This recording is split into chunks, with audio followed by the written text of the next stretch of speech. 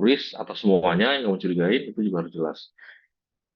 Jadi peranan radiologi di sini bisa diagnosis definitif, bisa diagnosis banding atau sebagai komplikasi, bisa sebagai monitor terapi atau panduan biopsi. Diagnosis definitif ya tadi, misalnya fraktur, kamu curiga fraktur tibia, ya kamu diagnosis definitif melalui foto ronsen kelihatan ya, fraktur tibia.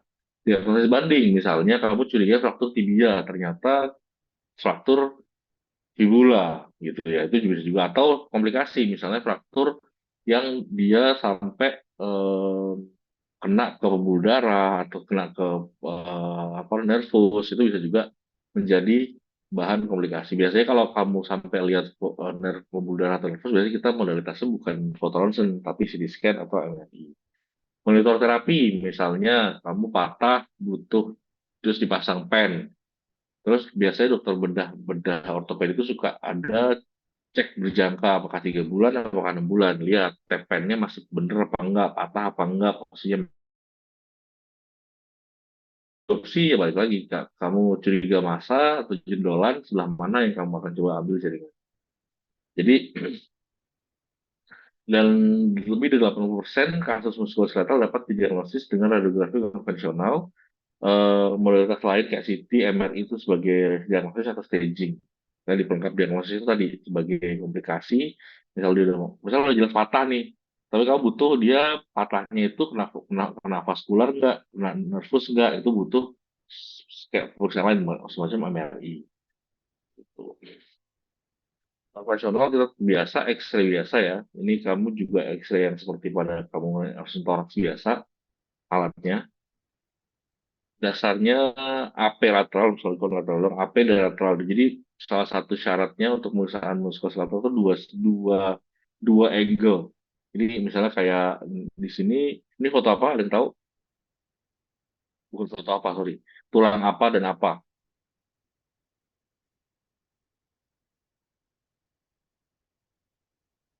Izin dokter, Apa? Latifa? Nggak tibia, lihat? tibia dan fibula dokter. Tibia dan fibula. Oke. Jadi ini untuk ini kamu fokus ke tibia dan fibula. Menghilang saya nggak tahu kemana. AP dan lateral, lateral jadi dan harus kelihatan dua sendi. Jadi sendi proksimalnya, sendi genu, dan sendi ankle. Jadi minimal dua proyeksi dan dua sendi yang kelihatan.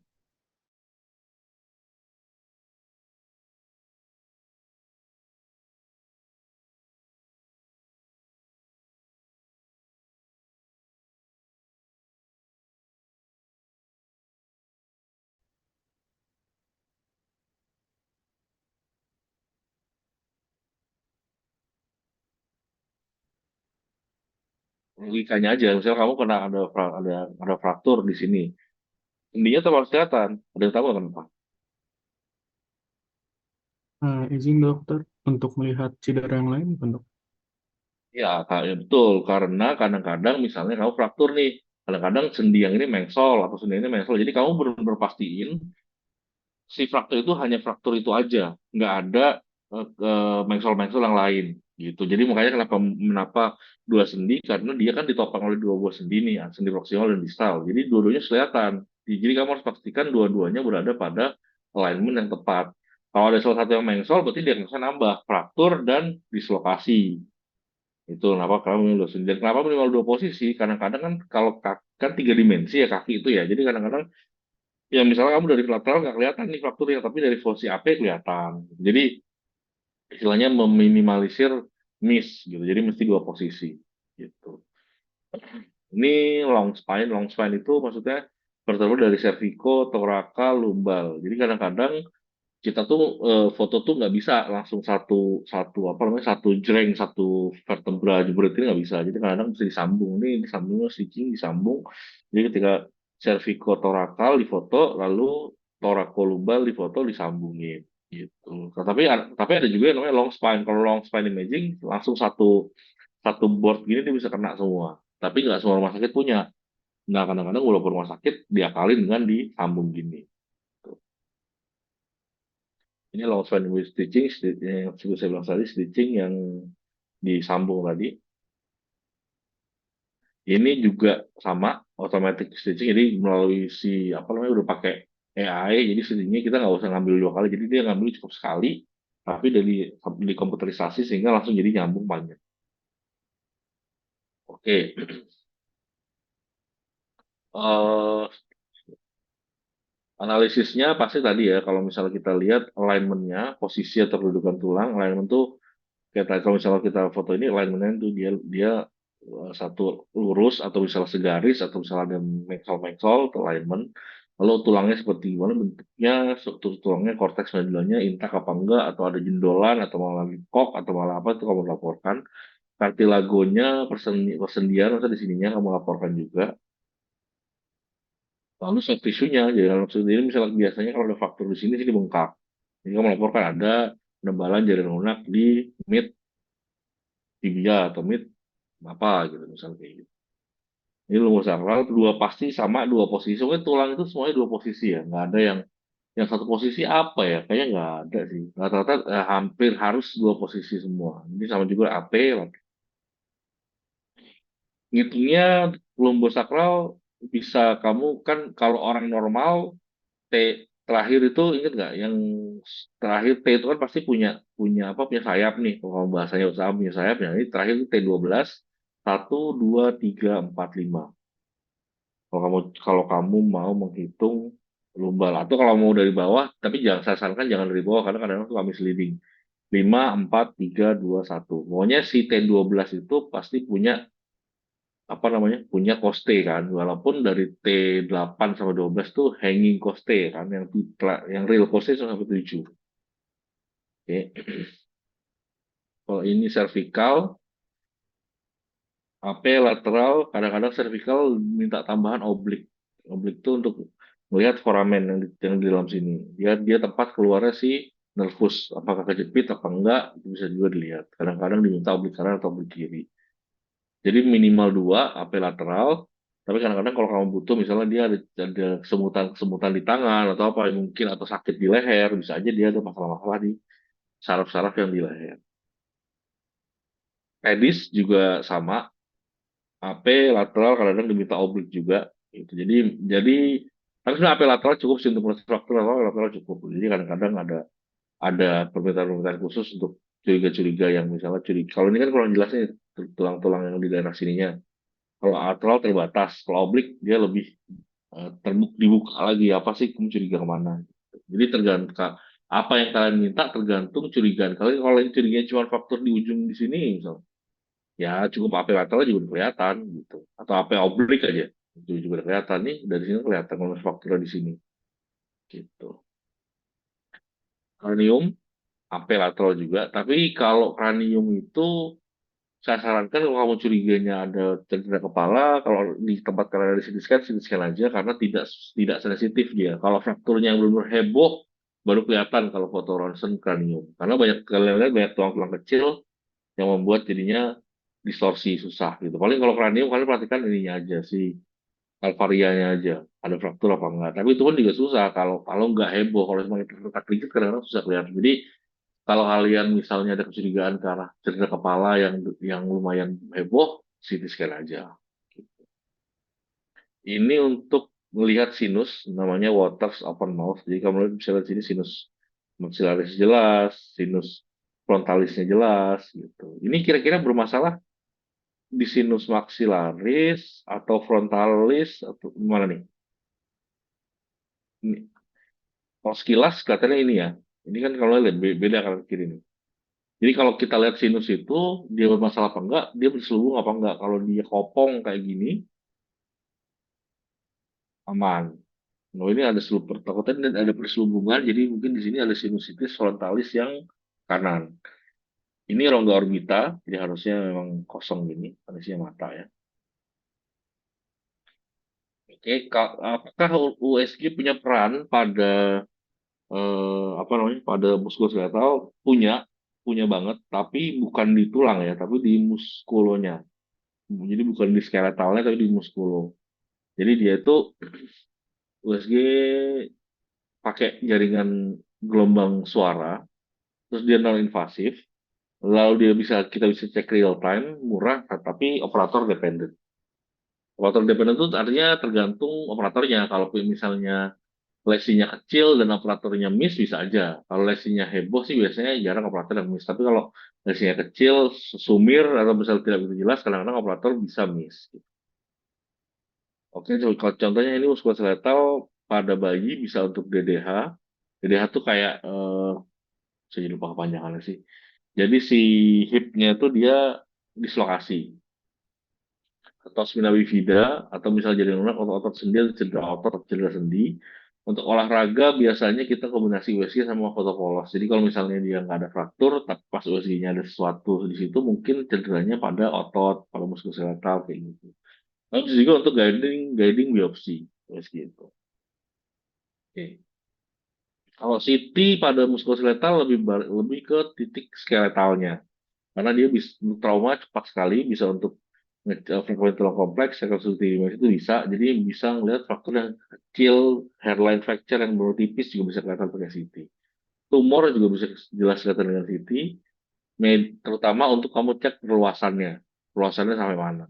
Kontras itu, pemeriksaan dengan kontras itu adalah pemeriksaan dengan kita masuk ke zat ke tubuh yang dia akan mempunyai gambaran yang berbeda, bukan berbeda ya. Dia, nah, kita istilahnya menyangat. Menyangat tuh istilahnya yang tadinya kayak nyala gitu loh. Kasar bahasa awamnya nyala, itu bisa melihat vaskular. Dia dia muncul di vaskular atau di lesi-lesi yang memang uptake sama si kontras. Biasanya itu massa, tumor tuh biasanya kayak uptake sama zat kontrasnya. Lalu bisa juga untuk biopsi. Biopsi dalam arti ukurannya berapa, perluasannya kemana aja. Kalau biopsi kita titik yang paling mudahnya di mana itu bisa juga dengan CT. Ya, dengan CT. Ini contoh CT pada vertebra. Kamu lihat, kamu lihat ini kan kalau dari bahasa awamnya nih AP, ini lateral. Tapi kalau bahasa CT ini namanya sagital, potongan sagital, ini namanya koronal. Dipotong secara koronal, dipotong secara sagital. Ini ada yang tahu nggak kalau kelainannya di mana? Ini pada vertebra thoracolumbar. Ada yang tahu nggak kelainannya di mana? Boleh dianotasi atau disebutin di T berapa atau L berapa.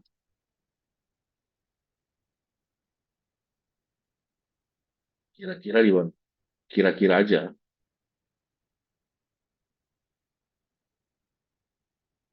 Khususnya pada tulang-tulang vertebra thoracolumbar. Kira-kira dia ada kelainannya di mana? Dibuletin boleh, di apa namanya? Di kalian ngomong juga boleh.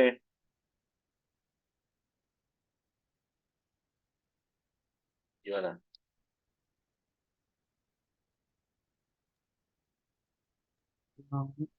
Itu dok, yang di sebelah kanan yang agak miring gitu dok. Yang di sebelah kanan ya kiri. Jangan bulutin aja deh, anotasi aja. Ini pasien yang sama ya, kanan kiri itu sama pasiennya. Kanan kiri itu pasiennya sama, cuman yang satu AP, satu lateral, atau kalau bahasa CT-nya satu koronal, satu sagital. Berarti di mana barangnya berarti pastinya sama. Artinya kalau kalian lihat di gambar yang kanan di situ aneh, berarti di kiri harusnya aneh. Cuman mungkin lebih jelas di yang kanan atau di yang kiri gitu. Dibulutin aja, atau kira-kira di mana? Ya, kalau di sisi kanannya, nah, jadi kira-kira si orang ini kenapa? Vertebra torakalnya kenapa? Torakal atau lumbal? Itu dulu. Torakal dok. Torakal. Kira-kira torakal berapa? Kalau kan goblok-goblokan ya. 5, 4, 3, 2, 1. 12, 11, 10, 9, 8 ya. Kurang lebih ya. Ya kan? Kalau misalnya dari bawah kalian hitung 5, 4, 3, 2, 1 kan. 12, 11, 10, 9, 8. Jadi si torakal 8, si 9-nya ini, dia apa namanya? Pertama dia nempel. Dia apa sih namanya? Kayak nempel terus geser ke sisi kanan. Ini fraktur fraktur vertebral. Gitu. Ini jelas. Kalau kamu nyari-nyari yang fraktur apa-apa di situ itu gambarnya enak gitu, jelas gitu. Jadi nggak nggak apa sih namanya, tidak ragu-ragu karena gitu. Oke, masih ada yang bingung dengan gambar ini? Kebayang ya, yang gambar yang kanan, ini tuh gambarnya kamu potongannya kayak AP lateral. Atau bahasanya koronal. Jadi potongnya itu dari, gimana ngomongnya? Dan jadi dari potong gini. Jadi dari atas, kamu bayangin badan kamu dipotongnya gini. Tapi kalau yang ini, itu badan kamu dipotongnya gini. Bayang nggak? Bayang ya? Jadi kalau, apa namanya? Tapi ini istilah-istilah aja sih. Kalau di foto ronsen yang ini yang kanan namanya AP lateral gitu. Jadi kamu difoto kayak di foto dari depan. Jadi fotonya kamu kayak dipotongnya gini kayak di foto dari depan. Tapi kalau yang kiri kamu kayak dipotong, kamu bayangin kayak dipotong di slice tapi potongannya gini. Potongannya dari tengah gitu seret masuk gitu.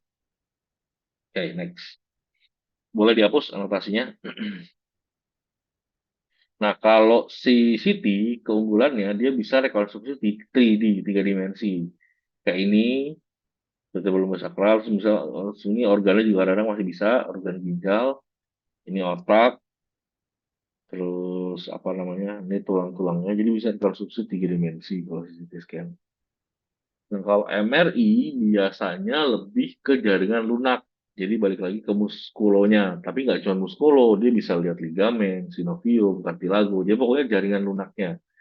Jaringan fakturnya itu lebih enak dilihat di CT, tapi untuk keterlibatan jaringan lunak, kamu lebih enak lihat di MRI. Jadi semuanya punya plus minus gitu. Jadi kalau kemudian deteksi ablasi ekstensinya, tumor tulang, infeksi trauma, sensitivitas tinggi dalam memperlihatkan kelainan susunan jaringan lunak.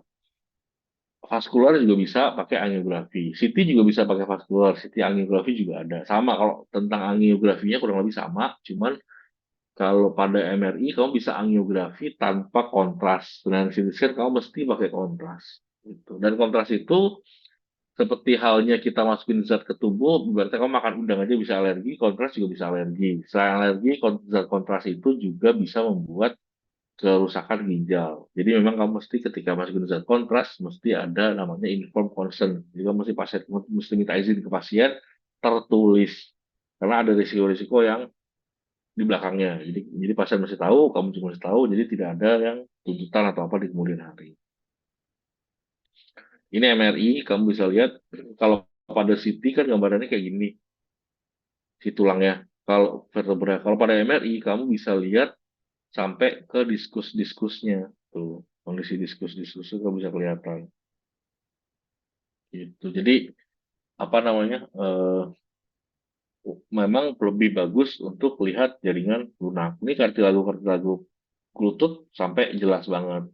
Ada meniskusnya. Jadi makanya kalau pada cedera-cedera yang kayak pada atlet-atlet pemeriksaannya ya pasti MRI karena belum terdetail. Dia bisa lihat cedera meniskusnya, cedera ligamennya. Jadi ketika operasi atau mesti ditindakan lebih precise. Ini patella, ini ligamen anterior, apa, inferior. Jadi sangat-sangat jelas. Kamu bisa lihat juga kondisi diskusnya. Kalau yang ini oke, oke, oke, oke. Kalau yang ini kamu lihat agak bulging, agak nonjol, juga agak nonjol.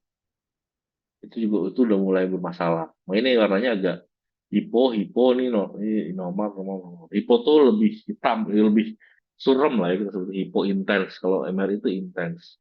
Kalau CT hipodens, kalau USG hipoekoik, jadi ya ada istilah-istilahnya, cuma istilahnya itu untuk menandakan suatu kondisi aja. Kayak gini, ini yang bermasalah berarti kurang lebih L45 sama L5S1 diskus. Diskus L45, L5S1 dia agak nonjol. Ini yang namanya HNP, hernia nucleus pulposus. Jadi dia yang agak nonjol-nonjol ini. Jadi kalau kamu kamu diagnosa HNP itu adalah dari diagnosa MRI. Kalau kalau CT scan atau foto ronsen boleh sih. Kalau curiga HNP, karena kan kamu bayangin kalau misalnya diskusnya nyempit, terlalu sempit, pasti mungkin ya pasti harusnya ada segini, tapi dia sempit, berarti kan pasti ada yang jebol, jebol, jebol, jebol. Jadi bisa aja kamu bilang curiga HNP boleh. Tapi untuk pastinya, definitnya adalah melalui MRI. Ini bahu sama juga detail, kamu bisa lihat otot per ototnya di sendi bahu, otot bicep, triceps, semuanya bisa lihat. Ini bedanya perbandingan antara si konvensional, si CT, sama si MRI. Jadi kalau konvensional kamu lihat ya 5, 4, 3, 2, 1 ya kayak gini hubungannya. CT 5, 4, 3, 2, 1 ya kurang lebih kayak gini. MRI juga kurang lebih 5, 4, 3, 2, 1 ya kurang lebih kayak gini. Jadi eh ya inilah perbandingan-perbandingan imaging pada tulang pada konvensional CT sama MRI. Jadi fokusnya beda ya kalau pada tuh konvensional kamu bisa lihat kondisi tulangnya itu kondisi gimana fraktur bla bla bla, apa enggak. Pada CT juga lebih jelas pada tulangnya, masih fokus ke tulang. Kalau pada MRI berarti kamu udah menanyakan kondisi jaringan lunak di sekitar tulang-tulang yang bermasalah itu. Gitu. Lalu ada juga nuklir. Nuklir itu untuk melihat, jadi yang kita lihat itu adalah peningkatan aktivitas radiofarmaka di tulang. Jadi kamu suntikin zat, lalu kalau di titik-titik tertentu itu ada peningkatan, berarti ada peningkatan uptake dari si radiofarmaka itu. Jadi normal sama abnormal. Abnormal itu peningkatan tadi bilang. Jadi dia dapat mengevaluasi seluruh tubuh, semuanya seluruh tulang yang di tubuh maksudnya. Sensitivitas tinggi, spesifik kurang. Masalahnya uptake yang tinggi, metabolisme tinggi itu nggak cuma pada cancer, pada infeksi juga bisa. Jadi memang dibilang kenapa jadi mau peningkatan yang agak tinggi dikit dia pasti nangkep. Tapi peningkatannya itu kenapa kurang spesifik. Jadi antara tumor sama infeksi sama radang nih biasa itu gambarnya sama. Kamu nggak bisa bedain. Jadi kamu bedainnya balik lagi anamnesis dan PF. Contohnya. Contohnya di sini uptake-nya ada pada tulang-tulang dinding dada. Tapi di bahu juga ada nih. Nah, kemungkinan yang di bahu ini proses-proses degenerasi. Sama juga proses ini juga mungkin proses degenerasi. Jadi balik lagi, balikin ke klinisnya. Seperti apa kamu mengarah kemana tuh berdasarkan klinis. Kita sebagai radiolog cuman melaporkan aja. Jadi kamu melaporkan pada peningkatan uptake pada bla bla bla bla bla. Yang itu tergantung dari dia. Oh ini curiganya yang ini degenerasi, yang ini memang ada sesuatu. Ini PET scan. PET scan itu gabungan dari CT scan sama tadi ini. Jadi makanya dibilang ada CT scan biasa sama ada peningkatan-peningkatan uptake tadi. Yang lebih ini tuh lebih meningkat uptake-nya. Tuh, lebih nyentrong, lebih nyala. Gitu. Ada juga yang ada DXA itu dual X-ray absorptiometry itu untuk melihat tulang kamu keropos apa enggak. Jadi perhitungan untuk BMD bone mass density. Nah itu untuk melihat keroposan seberapa parah, terus risiko-risiko kayak frakturnya berapa banyak gitu. Nah, itu juga bisa untuk memonitor terapi karena ada beberapa terapi cancer atau terapi penyakit lain yang menurunkan densitas tulang. Jadi kalau misalnya oh terlalu terlalu apa namanya obatnya terlalu keras nih bikin bikin tulangnya jadi osteoporosis banget mungkin dikurangin dosisnya. Jadi ada aksi reaksinya lah. Jadi nggak kita kasih obat pasien tuh nggak tanpa yang terutama dengan resiko tinggi tuh nggak dilepas gitu aja. Jadi ada di kontrolnya gitu. Muskuloskeletal biasanya kebanyakan trauma, infeksi, tumor, degenerasi, metabolik, sama kongenital. Trauma itu biasanya paling banyak ya fraktur atau dislokasi, ya, itu paling sering lah. Balik lagi ya minimal dua proyeksi. Pada oblik kita bisa minta pada vertebra atau sacroiliaca. Nah kalau tulang panjang itu minimal dua sendi tadi. Ini dua proyeksi sama dua sendi. Ini tadi ya, kalau CT scan, fraktur yang kompleks atau fraktur atau tulang-tulang yang tulangnya banyak dan kecil-kecil, dia lebih sensitif tuh CT. MRI untuk kedapatan jaringan lunak, bone scan itu mencari adanya fraktur yang samar gitu, atau massa atau apa yang masih kecil masih sama. Untuk jenis fraktur, namanya bisa beda-beda ya. Kayak misalnya ini fissura, ini bisa juga hairline fracture, gitu. Namanya bisa beda-beda. Cuman intinya kamu tahu ada beberapa jenis ini transverse tuh lurus, oblik agak miring. Kalau si apa namanya butterfly dia miring terus kayak ada pecahan lagi jadi kayak kupu-kupu. Terus ada spiral tuh muterin. Jadi biasanya kamu curiganya fraktur itu kalau spiral karena puntiran. Jadi mungkin kamu memuntir terlalu heboh jadi fraktur. Ada impaksi. Impaksi itu dia kayak apa numbuk gitu tumbukan vaksin. Terus ada kayak double atau komunitas. Komunitas itu faktornya banyak kayak jadinya pecah, pecah gitu itu komunitas. Tapi nggak juga sih kamu asal misalnya kayak gini, ini juga kita sebut komunitas juga bisa. Artinya dia faktornya nggak cuma terdiri dari dua bagian, dia ada faktor yang buat jadi kecil gitu. Itu komunitas juga bisa. Oke.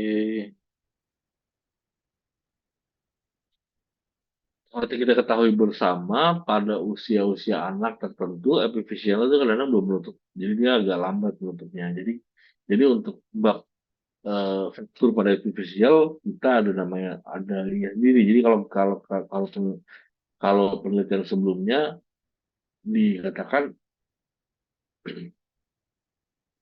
sorry, kalau pada epifisial, jadi kenapa ada istilah khusus untuk epifisial karena dia nutupnya paling terakhir.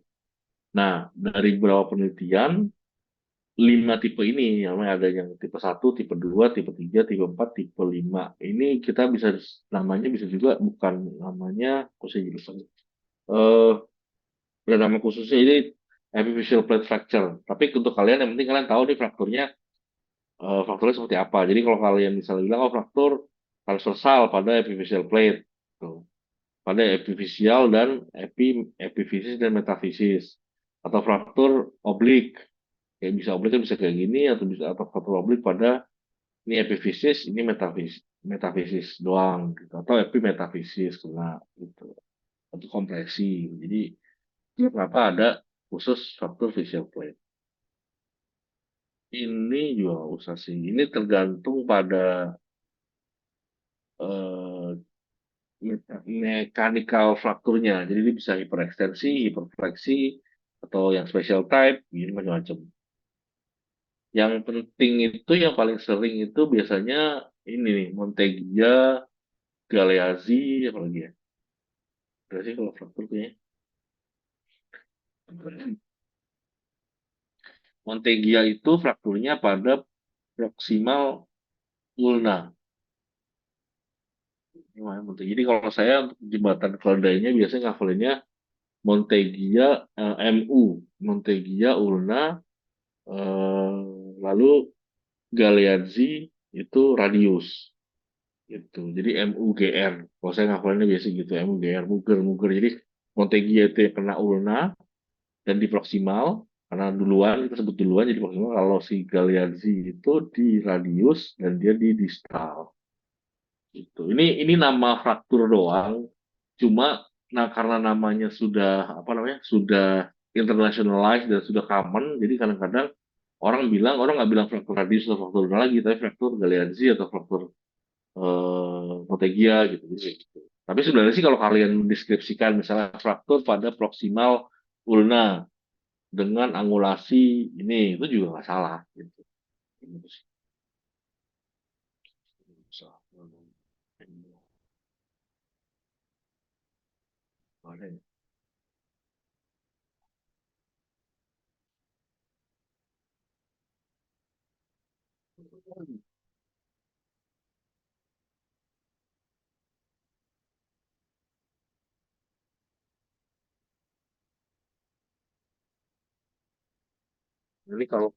Kalau fraktur radius sendiri, kalau kali radius proksimal,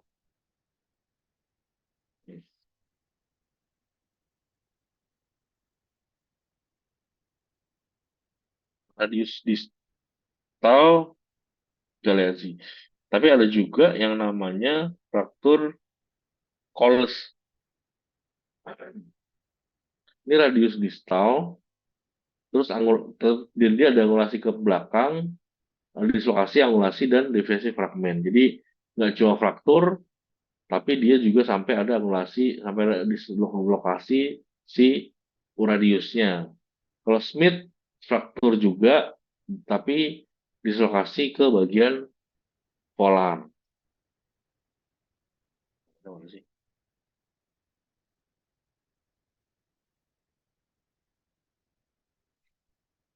Oke. Ini dia nih si, bentar, bentar. Oke, masih masih di bingung. Pasti radio distal. Ini kayaknya smooth sama Coles deh. Itu saya lihatnya. Jadi sifat distal radius, terus dia ada eh, angulasi ke angulasi itu kayak gini ya. Angulasi itu kayak membentuk kayak sudut. Jadi kayak kalau mau bayang itu kayak gini. Angulasi. Jadi kayak jadi membentuk sudut angulasi gitu. Gitu. Maksudnya kayak gitu.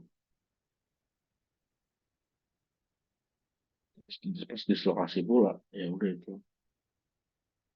Kalau ini fraktur yang tadi apa namanya butterfly fracture. Ini fraktur oblik biasa. Atau kalau kamu mau bilang ini sebagai komunitif juga bisa karena dia lebih dari satu fraktur. Gitu. Jadi deskripsikan apa yang kalian lihat, nggak usah pakai bahasa-bahasa yang ribet juga nggak apa-apa, yang simpel-simpel juga nggak apa-apa. Misalnya kayak ini fraktur distal radius dengan angulasi ke apa namanya eh, polar dengan dislokasi dari distal ulna. Cervical ya,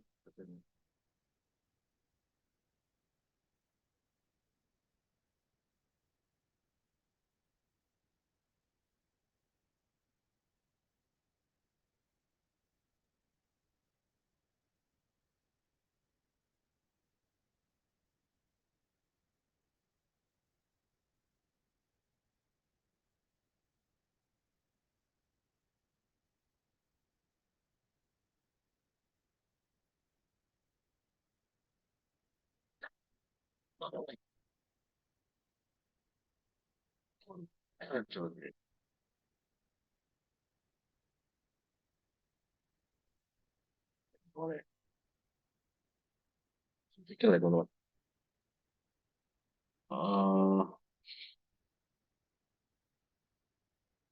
Cervical apa ini ya? Cervical ya? Jadi cervical kalau yang tuh, yang kiri sih jelas ya fraktur. Kalau yang kanan nih kalau dia pengen perlihatkan ini nih. Kelihatan nggak? Jadi agak dia di C. Jadi kalau kabel ini C2 sama C1 itu kan saling atlas tuh. Ini C2 yang mengangkut pada C1. Jadi ada fraktur di sini. Jadi ini fraktur pada C2 yang di dalam. Ada nanti ada gambar nextnya ada gambar sih. Ada. Nah, ini terus saya balik lagi sini. Ini sama juga frakturnya kecil. Ini Green stick fracture namanya. Oke, ini juga ada. Jadi kadang-kadang ada faktor-faktor yang tipis-tipis gitu yang memang harus lebih jeli. Tapi memang ya kalau kalian lihat biarpun faktornya kecil, tapi dia akan menimbulkan jadi bentuknya jadi nggak lurus gitu. Jadi ada angulasi-angulasinya itu juga bisa jadikan patokan ada faktor apa enggak. Tuh. Next. Ini radiografi CT scan kamu lihat kalau pada CT scan jelas ya frakturnya ini fraktur ini fraktur juga gitu. Nah ini kan kalau ini kan nggak begitu jelas nih. Nah, jadi itulah kenapa saya bilang tadi ini kan kalau ini foto yang di atas ini foto skandal biasa yang di bawah CT scan. Jadi kadang-kadang kamu nggak bisa terlalu terlalu apa namanya terlalu ini pada foto ronsen karena perlu CT scan. Ini harusnya gini, set. Tapi ini kan fraktur. Jadi ini turun ke bawah. Harusnya kan dia kayak gini, serut gitu, ini kan serut kan digelung ke bawah. Jadi ini namanya frakturnya jadi si bawahnya orbita tuh jebol. Ini blowout fracture namanya. Jadi si bawahnya itu jebol keluar. Oke, ini juga fraktur. Tonicity lebih jelas. Oke. Jadi saya sarankan kalau kalian nanti jadi dokter umum, terus jadi jaga IGD, terus minta CT aja kalau curiga-curiga yang berat-berat dibanding ademis. Ini wajah. Ini rekonstruksi 3D. Jadi kalau lihat kalian lihat ini maksilanya jebol sampai dinding posterior orbital juga kanan kiri jebol. Nah, kalau dari sisi dibikin ini juga di sini ini patah, di dinding belakang orbitanya juga sampai patah.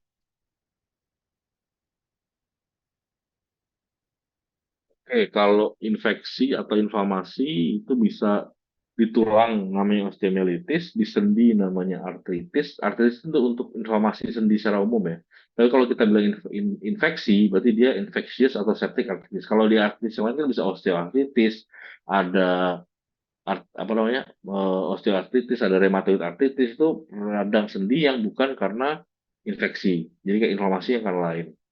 Kalau kayak osteoartritis itu karena pengapuran kasarnya. Kalau rheumatoid karena rheumatoid faktor atau memang dia rheumatoid faktor tuh apa ya istilahnya tubuhnya membentuk suatu antibodi gitu.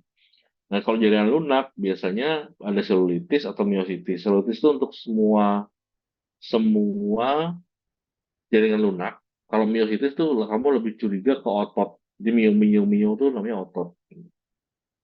Kalau osteomyelitis, jadi kayak osteo itu tulang, radang tulang yang akut itu munculnya biasanya 10 sampai 12 hari secara radiografis terlihat. Kalau awal-awal kamu bisa lihatnya pakai bone scan atau MRI. Kenapa bone scan? Karena saya bilang tadi, kamu bisa uptake kalau dia ada inflamasi atau infeksi bisa ketangkap pada di bone scan. Bahkan gejala awal pun bisa ketangkap. Walaupun ketika di ronsen belum kelihatan, tapi di bone scan bisa udah kelihatan. Atau MRI. Jadi kenapa sih bisa tulang itu terinfeksi gitu ya? Bisa aja, pasti bisa karena dari aliran darah yang masuk ke tulang itu bisa bawa virus atau bakteri yang akhirnya dia akan membuat infeksi di situ. Atau dia bisa aja infeksi dari lo misalnya patah ada fraktur terbuka, ya bisa aja infeksi di situ. Jadi bisa dua hal, bisa hematogenous spread atau memang patah atau terbuka dari dunia luar. Jeleknya adalah eh, pada infeksi itu biasanya di dalamnya tuh udah ada abses atau bisul di dalam tulang, terus dia menyebar, terus dia keluarnya kecil-kecil. Jadi mungkin yang terlihat keluar nggak seheboh yang terjadi di dalam. Gitu. Jadi agak tricky untuk pasien-pasien dengan infeksi tulang. Kadang-kadang perlu dibuka, dibersihin dulu dalamnya, terus kasih antibiotik. Karena kalau cuman dibersihin luarnya, kadang-kadang nggak mencerminkan gambaran apa yang terjadi di dalam tulang. Contohnya kenapa bisa infeksi, bisa traumatik yang tadi terbuka, atau misalnya hasil-hasil operasi, ya atau misalnya hematogenous spread gitu. Ini yang non ya. Ini yang non. Kalau yang hematogenous tadi dari darah, kalau yang non hematogenous bisa karena trauma tadi atau apa namanya eh, infeksi atau dia infeksi di yang bagian lain, tapi mungkin ada masuk ke tulang juga. Konvensional kurang sensitif, yang tampak biasanya lesi litik destruktif berarti tidak tegas, tapi minimal. Reaksi periosteal pembentukan tulang musik, saya ada gambarnya nggak sih? Hmm. Saya sebenarnya nyiapin yang satu lagi, cuman kayaknya belum masuk. Jadi gini, nanti mungkin saya tambahkan aja. Jadi jadi untuk melihat lesi tulang itu ada dua hal. Yang pertama lesi di tulangnya, itu bisa lesi litik, bisa lesi sklerotik. Ada dua, lesi litik sama sklerotik. Tapi saya nggak tahu ada di sini apa. Kalaupun ada ya bagus, kalau nggak ada saya ngomong sekarang biar nggak lupa. Lalu bisa ada tambahannya reaksi periosteal.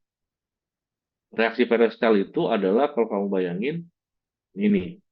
Jadi periosteum ini akan apa namanya naik gini.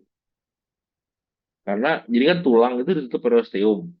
Nah kadang-kadang, nah untuk yang kayak pada infeksi gini, dia periostealnya akan bereaksi, akan membuat suatu kan bentuknya macam-macam. Bisa bisa kayak gini doang. Kalau kayak gini doang kita bisa pastikan ini mungkin yang terjadi jinak atau bukan hal yang ganas. Tapi kalau periostem tipe yang ganas itu yang ada kalau nanti istilahnya ada sunburst, ada apa, itu tipe yang ganas mungkin lebih mengarah ke tumor, ke kanker tulang. Makanya kamu melihat dua hal itu, lesinya ada apa, lesi itu bentukan di tulangnya itu seperti apa, sama reaksi kolesterolnya. Nah, kalau pada fase akhir infeksi, munculnya itu banyak kan destruksi dan reaksi kolesterol. Karena lesinya udah jarang, tapi udah rusak aja, udah destruksi si tulangnya. Kalau pada contoh ini nih, kamu lihat nih, eh, kelihatan nggak bedanya antara tulang yang ini sama yang ini nih? Kelihatan nggak? Terlihat tuh. Hmm, saya betul karena ini ya, di area sini. Nah, kelihatan nggak? Dia tulang-tulangnya yang di area sini sama yang di area proksimal sama distalnya. Ada bedanya nggak? Atau misalnya kalian kok kayak nggak semulus yang di tengah, nggak semulus yang atas bawah? Ada nggak yang kayak gitu? Itu namanya lesilitik. Lesilitik itu artinya tulangnya tidak kelihatan sekeras atau sesolid yang lain. Jadi dia kayak agak agak bolong gitu loh, agak apa ya? Agak kopong, ya nggak? Kelihatan nggak? Nih,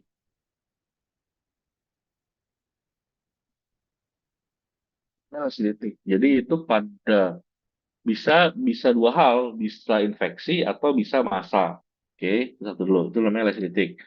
Terus kalau reaksi periosteal, nah ternyata pada foto ronsen ini ketika di MRI itu dalamnya kamu lihat udah kayak gini, udah menyebar kemana-mana. Tapi yang kelihatan cuman yang di bagian tengah sini doang nih, yang paling heboh.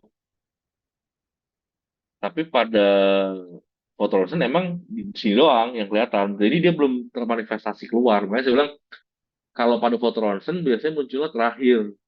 Jadi kalau infeksi tulang itu munculnya kalau udah parah-parah baru kelihatan. Tapi kalau kamu curiganya lebih awal-awal, kamu ceknya pakai MRI, mungkin lebih cepat gitu. Ini munculnya yang kelihatan di sini lesilitik. Lesilitik itu kayak gini. Jadi dia lebih lebih apa ya? Lebih tidak tampaknya tuh tidak sesolid yang di atas bawahnya.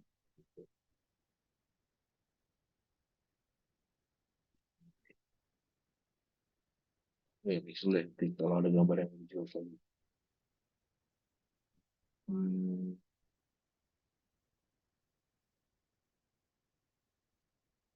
Jadi kalau kalian bingung,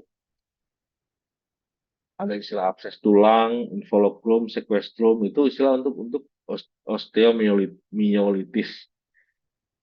Tapi kalau udah sama tetap. Jadi kalau udah sampai kronik, munculnya udah nggak jelas, udah amburadul bentuknya. Bisa tulangnya jadi nebel karena reaksi forestium, bentuknya udah nggak jelas, deformitas, korteksnya udah sklerotik, bercampur dengan area litik, jadi udah nggak litik doang. Jadi, nah, sklerotik tuh gini, jadi kalau pada kamu tulang normalnya tuh ini, yang di apa namanya, tibia, kalau fibulanya dia membesar, terus dia yang gambaran sininya tuh lebih putih, lebih apa kayak lebih solid, lebih keras gitu loh. Itu namanya sklerotik. Jadi kalau litik itu dia tampak lebih kopong, tapi kalau sklerotik itu jadinya lebih tebel gini, tebel gini. Nah, ini contoh yang udah kronik osteomyelitisnya.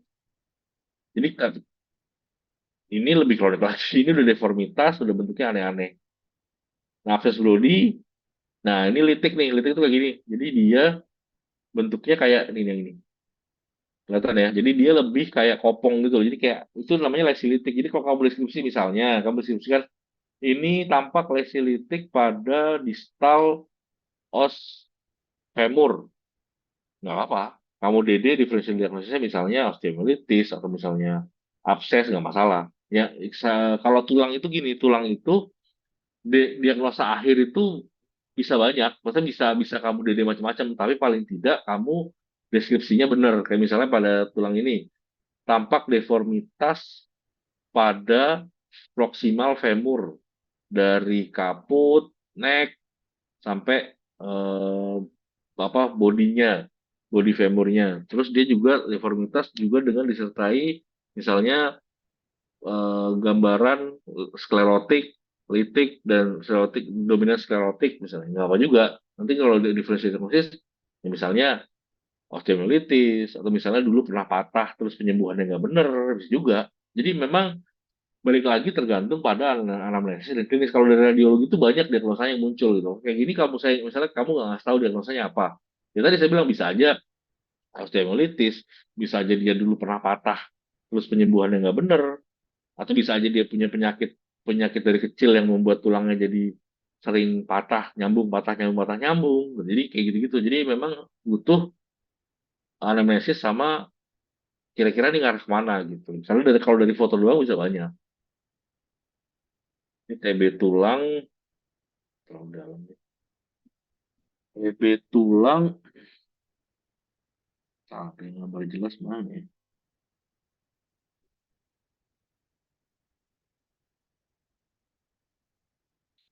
Enak sih ini pada MRI sih. Jadi ini kamu lihat ya, ini yang bermasalah nih. Ini ada jendolan di sini. Ini harusnya kan gini nih, harusnya lurus gitu. Tapi ini ada kayak masa, terus harusnya gini, gini. Nah, tapi ini ada kayak tambahan-tambahan lagi. Nah itu masa pada kalau TBC itu biasanya nyerangnya vertebra biasanya ya. Tapi kalau nyerang lain juga nggak masalah juga. Nah vertebra biasanya dan ngancurin ngancurin ini tulang, jadi tulangnya hancur. Gitu. Artritis kita bisa biasanya enaknya pada lihat macam-macam sih. Kalau kamu melihat tulangnya bisa pada foto ronsen. Kalau melihat jalan lunaknya pada MRI. Jadi tergantung apa yang kamu cek. Normalnya yang kanan ini, kalau radang yang terjadi itu yang kiri. Jadi si cairannya ini berkurang, yang muncul tuh malah cairan-cairan radang semua. Gitu. Dan dia bisa membuat erosi-erosi pada tulang. Kamu lihat nih, tulang-tulangnya dari ini keroak-keroak, ini juga keroak. Juga keroak. Jadi biasanya di sendi-sendi itu tulang-tulangnya itu keroak-keroak. Itu mungkin itu salah satu tanda-tanda artritis. Gout, gout artritis. Gout itu ada yang tahu gout itu apa?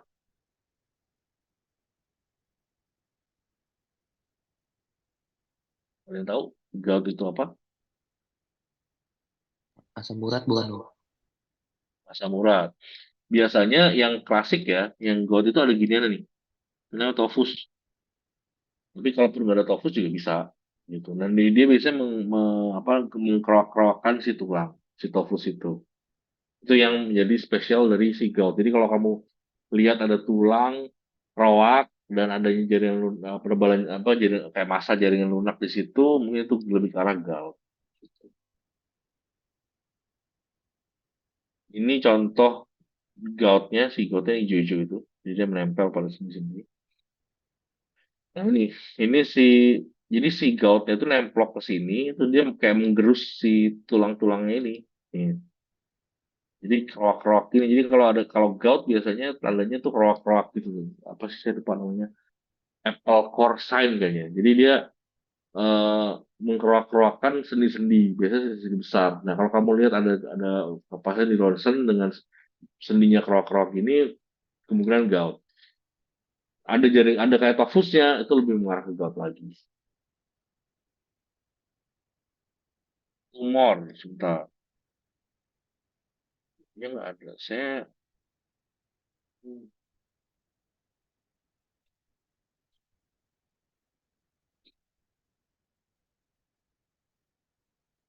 Nah ini, kalau lesi litik tuh ini contohnya teman-teman. Ini lesi litik. Ini tapi gede nih lesi litiknya. Kelihatan nggak? Kalau ini lesi litik plus dia membesar. Jadi kita sebutnya giant cell tumor. Dia tumor tulang jinak, tapi jinak tuh artinya gini. Kalian bisa bedain jinak sama ganas nggak? Kalau kalau jinak, atau gini deh. Yang paling simpel kalau jinak lawan ganas tuh eh, bedanya apa? Yang paling utama.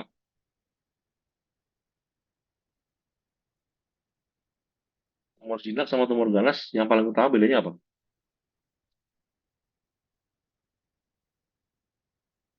Nggak tahu nggak?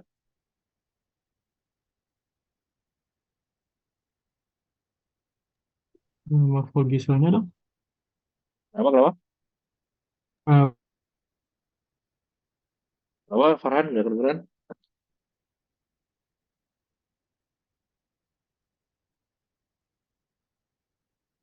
Tumor jinak sama tumor ganas sebenarnya bedanya apa sih gitu maksudnya? Apaan?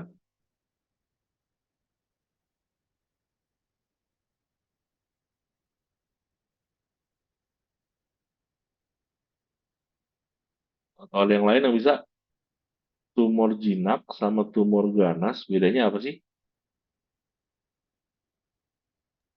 Izin menjawab dok, kalau ganas itu keras dok. Itu kalau jinak lembek. Iya, apa mobilisasi ini bisa bisa digerakin gitu dok. Enggak juga sih. Enggak. Kalau Ada lagi? dari bentuknya dok, kalau yang ganas udah nggak beraturan dok. Enggak. Ada lagi? Itu kalian kalian lu sebutin semua itu subjektif. Yang benar-benar membedakan itu tumor jinak atau kan dari dasarnya aja deh. Tumor jinak sama tumor ganas itu apa? Ketika disebut tumor ganas berarti kalian ada kemungkinan bakal ngapain di tumor. Menyebar, Apa? Apa? Buat Aska? menyebar. Menyebar. Itu. Kalau cuma dari bentuk, dari morfologi di satu titik, itu bisa subjektif banget. Tapi kalau kamu bilang dia tumor ganas, berarti udah pasti menyebar. Berarti yang kita bisa lakukan adalah mencegah penyebaran. Nah, kalau ini tumor tulang jinak, tapi bentuknya bisa heboh, bisa bisa nggak beraturan, bisa bentuknya keras, bisa lembek, itu tergantung terserah dia. Tapi tetap aja dia tetap jinak. Artinya, ketika kamu ambil, ya udah, dia nggak akan menyebar ke tempat yang lain. Jadi kalian juga mesti pikir di otak kalian, jangan jadikan morfologi atau bentuk sebagai pembeda utama antara jinak sama ganas. Bisa miss nanti. Jadi ini si giant cell tumor ini jinak loh. Artinya dia bisa segede gaban, dia bisa segede ini. Tuh, nggak beraturan loh ini. Ini bisa segede gini, tapi jinak gitu loh. Tapi dia juga bisa bisa sekecil ini kan itu gede kecil ini tapi jinak atau bisa sampai segede gini tapi jinak atau jinak. Jadi memang apa namanya morfologi itu dari kita paling kita bisa makanya saya bilang pada lesi tulang tuh kita sebutkan dulu deh yang kita temuin ini nanti apakah jinak ganasnya ya itu nanti tergantung PA atau tergantung nanti temuan yang lain. Tapi kalau ini osteokondroma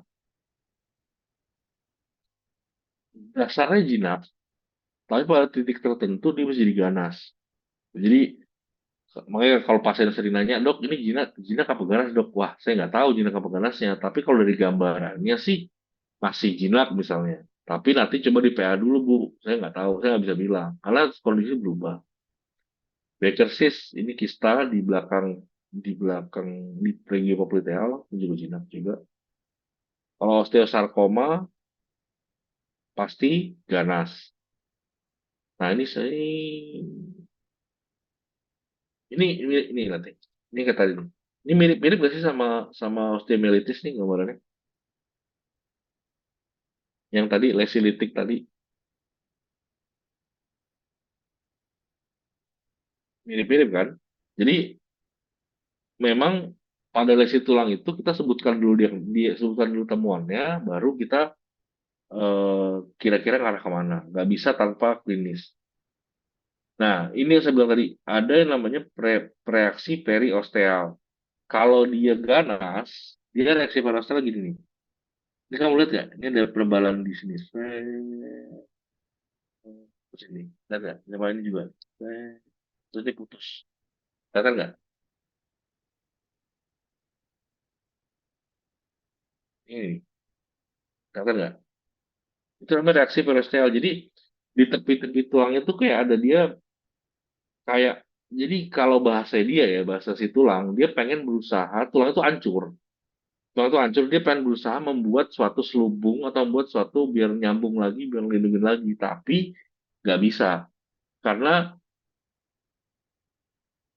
dia apa namanya waktu misalnya kecepatan dia memperbaiki 10 kilometer per jam gitu tapi destruksi tulangnya lebih cepat daripada waktu dia memperbaiki. Jadi yang terjadi adalah reaksi periostealnya jadi misalnya tulang nih ini tulang ya. Reaksi parasol kan di pinggirannya gini. Nah, dia dia harusnya bisa begini, Tapi yang terjadi tuh nggak sempat begini, gitu. Jadi yang terjadi adalah dia selalu potong. Jadi kepotong di tengahnya itu dia hancur. Di tengahnya penghancurannya itu tidak bisa di-scope, jadi cuma segini doang. Ini tipe reaksi periosteal yang lesinya tuh ganas. Jadi dia tidak waktunya tuh kalah cepat dengan waktu restitusi tulangnya. Atau ada juga yang ini mana nih? Sorry, bukan di sini. Ini, nih. Ini namanya sunburst. Jadi dia kayak sunburst tuh kayak ini tulangnya, ini gini. Gitu. Jadi reaksi periosteal di sekitarnya kayak gini. Ini juga reaksi periosteal yang tipenya ganas. Jadi dia nggak sempat memperbaiki, tapi si tulangnya itu udah mengalami kerusakan. Kalau kamu lihat di MRI akan lebih jelas lagi. Jadi reaksi periosteal itu ada dua. Reaksi periosteal tipe yang ganas sama yang jinak. Kalau yang jinak itu dia tulang gini, reaksi periosteal tuh gini sut gitu. Dia masih bisa mengkop, masih bisa kayak ngeblok gitu loh.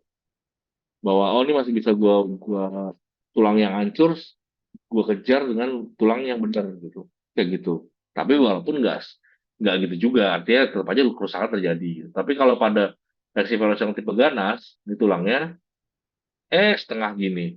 Ini masih amburadul. Jadi ada dua. Ini namanya segitiga Codman. Jadi kalau kalian nanti ada dengar istilah segitiga Codman sebagai reaksi periosteal itu tipe ganas atau sunburst periosteal tipe sunburst itu juga ganas. Atau ada satu lagi yang namanya onion ring. Jadi kayak dia gini, dia gini hancur, gini lagi hancur. Jadi kayak berlapis-lapis gitu loh. Sama itu artinya dia berusaha mengkop si penghancuran tulangnya tapi nggak ngejar. Gitu.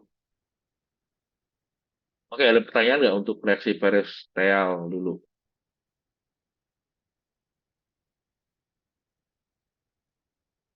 Biasanya ditemukan pada infeksi, pada cancer, tumor, ya tumor kan bisa ganas bisa jinak. Itu bisa ditemukan pada hal kayak gitu. Nah, ketika di MRI, gambaran yang kayak gini, yang tadinya ya gini nggak jelas, ya, misalnya ada reaksi periosteal yang gimana bla bla bla bla, ternyata di MRI begini bentuknya, gitu. Jadi memang susah ya kita apa namanya suatu ronsen terbatas, tapi paling tidak dia bisa mengarahkan kira-kira ini gambarnya gini loh, gitu. Balik lagi klinis seperti apa? Gitu. Liposarkoma, ini lipo dikejar lemak, tapi dia ganas, jadi liposarkoma. Ini juga tumor, tapi jaringan lunak. Jadi masa tumor jaringan lunak tuh bukan pada apa namanya, bukan pada tulang, tapi bisa pada otot, bisa pada vaskular, bisa pada nervus gitu maksudnya.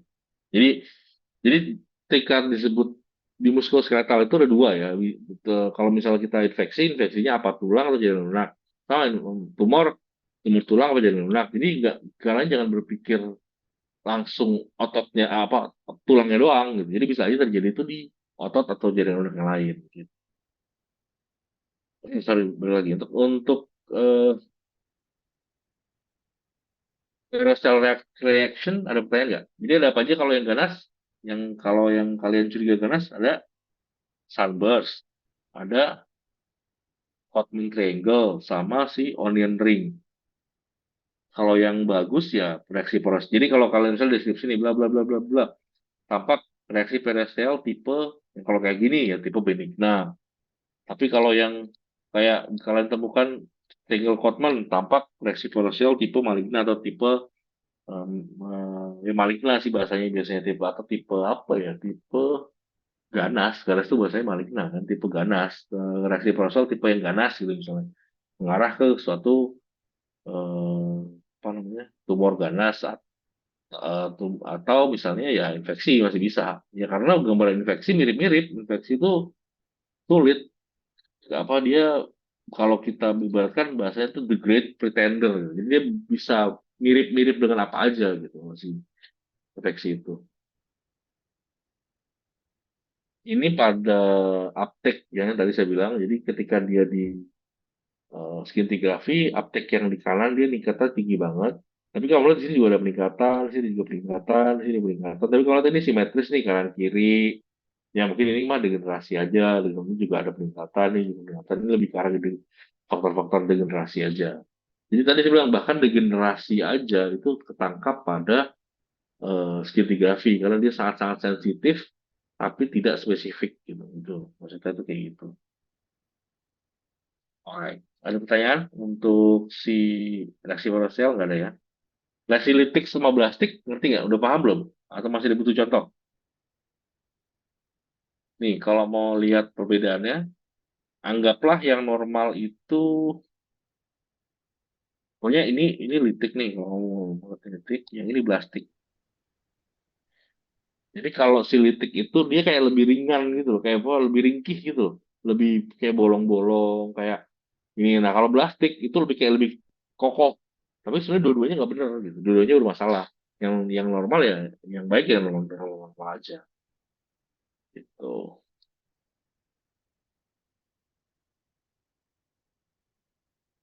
Gitu. Nah, ini nah bilang nih metastasis osteoblastik. Jadi gambarannya kamu lihat ini kayak gini, kayak gini, kayak gini, kayak gini. Jadi dia lebih putih kalau bahasanya lebih putih. Kalau normal kan gini aja. Jadi metastasis osteoblastik. Jadi dia dia lebih plastik gitu di gambaran. Nah itu coba lebih ke arah metastasis. Nih kayak gini. Nih normalnya begini gitu. Yang muncul kan kayak gini. Nih ini jelas ya. Maksudnya plastik tuh kalau litik itu gambarannya kayak kayak apa namanya ringkih. Kalau plastik tuh malah dia terlalu tebel gitu. Terlalu hiper.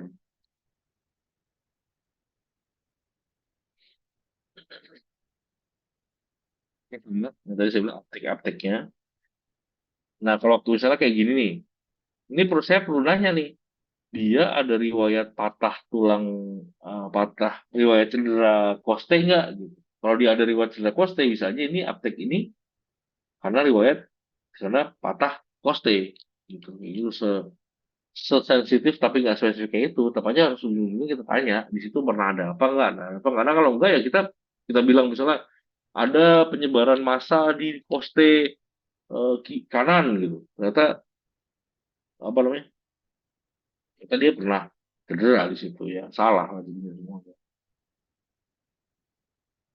Ini PET, jadi kalau ini bone scan, jadi cuma lihat gini. Kalau PET scan kombinasi CT scan sama ada penangkapan-penangkapan aptik. Tuh, jadi lebih, yang lihatnya lebih enak, lebih definite lah. Bisa juga, kalau pada tulang juga ada namanya degeneratif. Degeneratif itu yang muncul biasanya diskusnya nyempit, spur formasi, spondylosis, sama dia mengsong-mengsong. Oke. Jadi kalau spondylosis itu pengapuran atau spur. Spondylosis itu mengsong. Jadi kalau si spur, contohnya kayak gini nih. Kamu lihat ini normal ya, di ujung-ujungnya normal. Kamu lihat gini nih. Ada apa? Kelihatan nggak? Jadi dia kayak ada lebihan-lebihan tulang yang nonjol-nonjol. Itu namanya spur. Spondylosis tadi. Atau kalau bahasa awamnya pengapuran. Itu pengapuran itu ini maksudnya. Oke. Kalau eh, degeneratif disk ya diskusnya. Diskusnya nyempit, diskusnya bulging, HNP itu diskusnya. Atau spondylolisthesis. Dan spondylolisthesis di gambar yang kanan ini, ada yang aneh nggak? Di gambar yang kanan nih, yang ini, yang yang ini. Ada yang aneh nggak? Ada gambar yang kok gitu gitu, atau curiga nggak enak atau apa? Ada yang tahu nggak? Di gambar yang kanan ini aneh di mana? Kalau yang gambar yang kiri kan cuma ini doang nih, cuma ada taji-tajinya aja nih, taji, taji, tajinya, tajinya, tajinya. Ini yang di sini nggak ada. Ini nandain spondylosis. Nah kalau yang gambar kanan, keadaannya di mana? Ada yang tahu nggak? Boleh di annotate.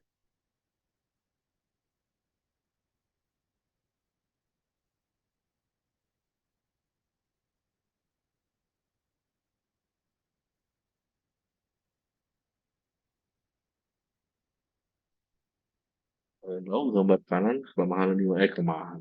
Kelainan di mana?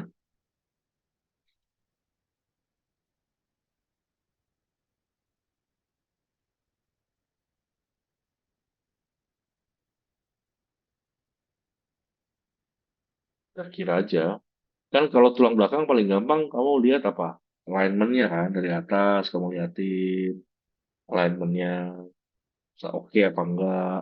Terus korpus-korpusnya bentuknya oke apa enggak. Jadi ada yang aneh setelah diskusnya ada yang jepit apa enggak.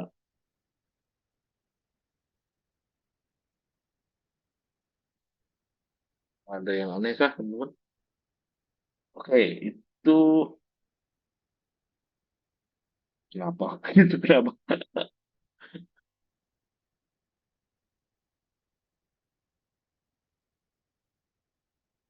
Ah,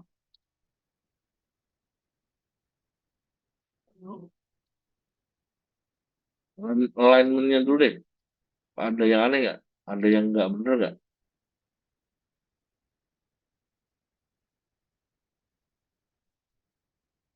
Alignment-nya. Nah. Itu kenapa? Ska?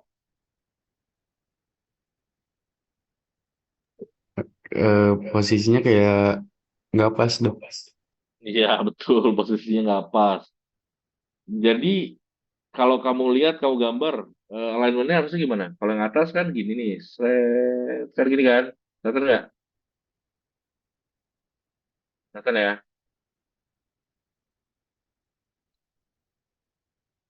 Kelihatan ya? Kelihatan nggak gambarnya? Kelihatan dokter. Jadi, kira-kira bener nggak begitu? Kan harusnya gini nih. Kayak yang di sebelah sini juga. Enak kan? Ya? Gitu kan? Kalau yang di kiri, berarti dia di L4 itu dia maju ke depan kan dibanding L5. Terus juga L4 sama L5-nya itu nempel. Harusnya kan ada jeda. Ini nggak ada. Nah, itu namanya spondylolisthesis. Artinya ada pergeseran dari si corpus vertebra. Pada kasus ini, L4-nya maju dari L5. Kalau kalian bicara masalah vertebra atau tulang belakang, yang jadi patokan itu adalah yang bawah. Karena kita berpatokan yang bawah itu yang megang, katanya aksis. Jadi di sini aksisnya L5. Ini nih S1, L5. Jadi yang bermasalah L4-nya. Kenapa lo maju-maju gitu kasar gitu. Biar walaupun yang banyakan di sini gengnya geng L dari sini sesuai dengan L4, tapi tetap aja kita kita pelaporannya L4 bergeser ke anterior terhadap L5. Masih ada yang belum ngerti nggak dari gambar ini? Atau cukup jelas? Atau masih ada yang bingung? Kliennya di mana ya? Dan selain dia bergeser ke depan, telah diskus L4, L5 juga menyempit. Itu bahkan dia membuat, ingat nih, ini L4 ya, tuh, membuat fraktur kompresi pada sisi posteriornya.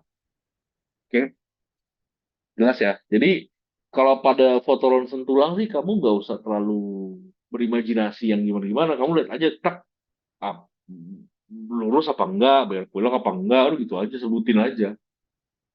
Karena belum tentu temuan kamu itu menimbulkan, misalnya kita ketemu nih yang ini nih, tapi ternyata keluhan dia bukan ini gitu. Keluhan dia sebenarnya adalah ternyata di pemeriksaan lain ada batu ginjal gitu.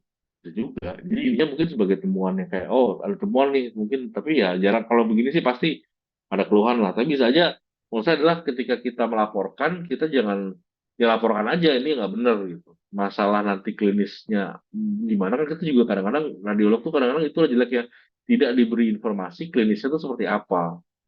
Yang bagus adalah radiologi itu dapat dapat klinisnya itu lengkap juga, jadi kita bisa mengarahkan ke arah yang mana. Tapi kalau klinisnya cuman nyeri pinggang gitu. Ya udah gitu. Paling ya saya sebutkan sebenarnya udah geser ini. Tapi penyebab nyeri pinggangnya ya Indonesia yang lebih tahu nyeri pinggangnya karena batu ginjal, nyeri pinggang karena ini kita nggak tahu. Gitu. Maksudnya. Kayak gitu. Oke. Ini yang tadi HNP jadi C. Ini juga nonjol dikit nih. Wing. Nah kalau ini tuh udah nonjol banget. Terus juga udah mipih dibanding sama ini kan beda. Dibanding sama ini juga beda. Jadi ini nyempit banget si L4 L5-nya. Gitu, teman-teman. Hmm. Ini kita sebut osteoartritis. Tapi bahasanya ada apa? Gak usah bingung-bingung. Osteoartritis ini tadi. Tuh, tuh. Apa namanya nih?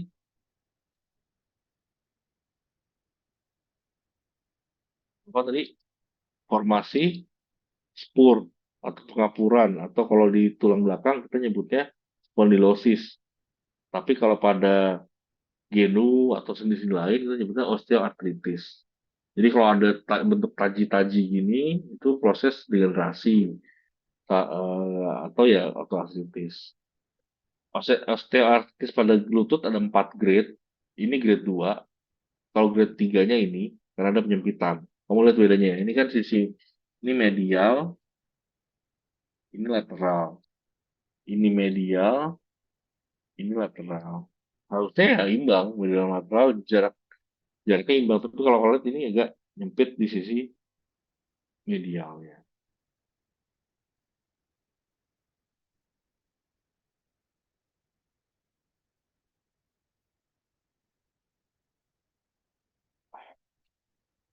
Ya, benar.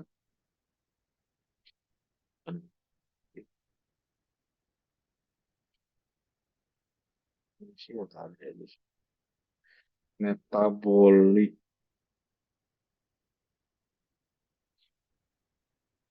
Ini apa namanya?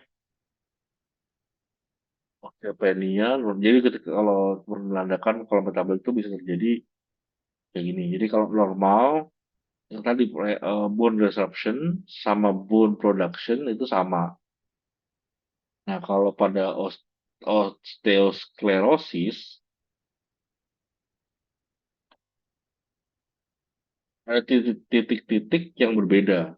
Jadi kalau pada nah, nah, nah, osteopenia, resorptionnya lebih banyak. Makanya lebih tipis, lebih, tulangnya itu lebih ringkih. Nah, kalau pada osteosklerosis, resorptionnya sedikit, produksinya nambah. Jadi dia tulang itu lebih lebih kuat, tapi lebih kaku. Jadi berarti lebih gampang patah, tapi lebih keras gitu. Jadi dia makin keras, tapi jadi lebih brittle, lebih gampang patah. Kalau osteopenia juga gampang patah karena dia lebih ibaratnya lapisannya misalnya yang normal 4 cm ketebalannya ya, dia cuma 2 cm gitu. Kan lebih cepat. Nah, kalau si osteosklerosis jadi 6 cm tapi dia malah jadinya kaku gitu. Jadi nggak ada kalau tulang itu kan kalian jangan bayangin tulang itu hanya kuat doang ya, tapi dia kuat sama lentur sebenarnya. Jadi kalau dia ketebalannya berkurang, kekuatannya berkurang, kelenturannya tetap kasarnya nih. Tapi kalau pada osteosklerosis, ketebalannya nambah, kelenturannya juga jadi kelenturannya berkurang, jadi lebih mudah patah. Nah, kalau si osteopenia ini tadi ada poin-poin titik-titik di mana daerah tersebut mineralisasinya berkurang atau lesilitik, kalau bisa bilang begitu, atau hipointens misalnya. Nah, ini untuk hasil dari misalnya kamu cek DXA, sekaligus dia juga memprediksi seberapa besar kemungkinan fakturnya.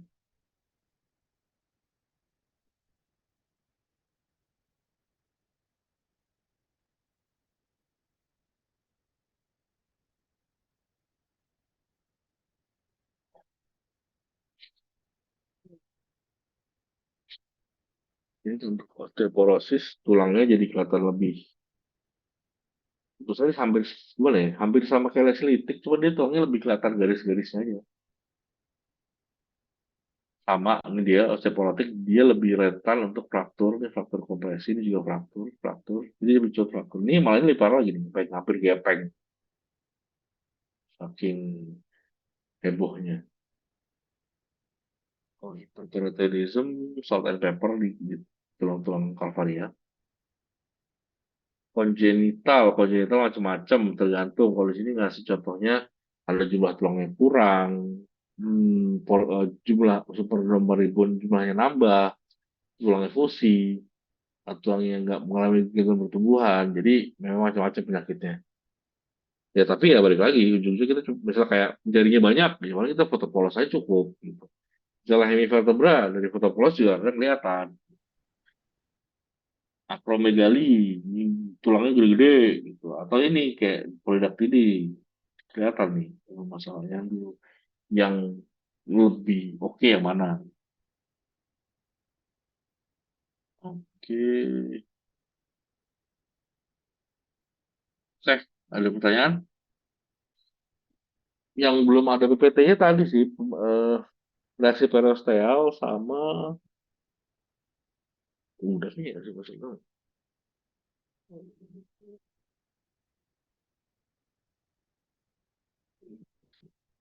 Percaya nggak?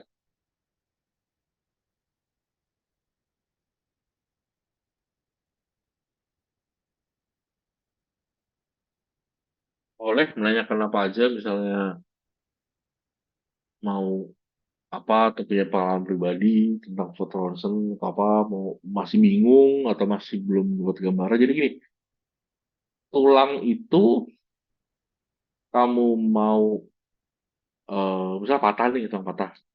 Kamu mau ke dokter, kamu nggak mau ke dokter, kamu mau ke dukun pun akan nyambung. Jadi masalahnya sambungannya itu bener apa enggak. Makanya saya bilang tadi, kadang-kadang kalau dokter ortopedi habis operasi, dia butuh kontrol karena dia pengen ngecek sambungan gua setelah dioperasi bertahan nggak, bener nggak gitu kayak gini. Oh, sih.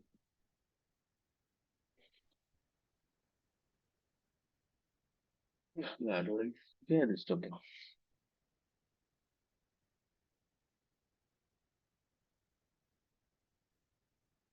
Jadi itulah contohnya evaluasi, pentingnya evaluasi sebagai evaluasi gitu. Karena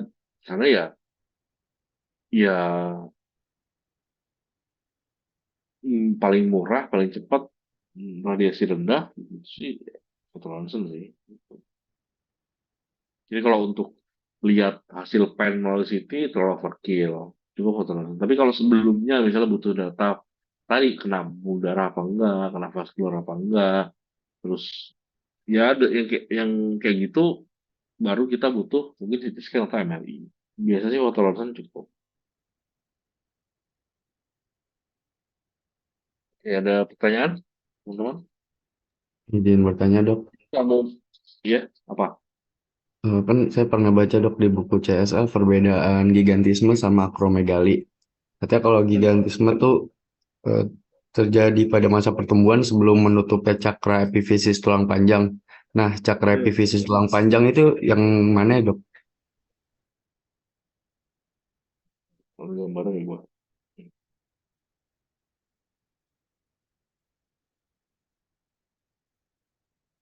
Jadi tulang itu terdiri dari tiga. Ada apa aja? Epi, meta, apa? Di, dia. Ini sih udah nyambung. Nah ini yang kanan ini belum nih. Nih, ini epifisis, ini metafisis, ini diafisis. Kasarnya gitu. Ini belum nutup nih. Lempeng-lempengnya belum nutup. Jadi eh, epifisis itu nyambungnya tiap-tiap tulang itu beda-beda. Jadi misalnya di femur umur berapa, di jari umur berapa, itu beda-beda. Jadi makanya kamu bahkan terutama pada jari ya, kamu bahkan bisa menebak umur seanak melalui jarinya. Jadi apa namanya? Misalnya kamu punya adik atau siapa umur 5 tahun, tapi kok kamu lihat dia perkembangan perkembangan badannya apa kok nggak kayak umur 5 tahun. Terus dokter kadang-kadang minta tangan kiri difoto, lalu dilempar ke radiologi. Apakah jadi umur biologisnya 5 tahun nih, tapi umur skeletalnya berapa tahun sih? Kadang-kadang suka beda. Jadi itu makanya jadi apa namanya untuk jadi kadang-kadang ada di radiologi itu namanya bone age.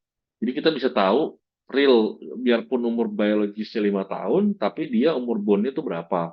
Soalnya kadang-kadang umur bone itu berhubungan juga dengan dia perkembangan ya mental segala macam bla bla bla bla, gitu. Jadi kalau kadang-kadang umur 5 tahun tapi ternyata umur tulangnya masih umur yang biasa sih hampir remaja ya, misalnya pada usia-usia 13, 14.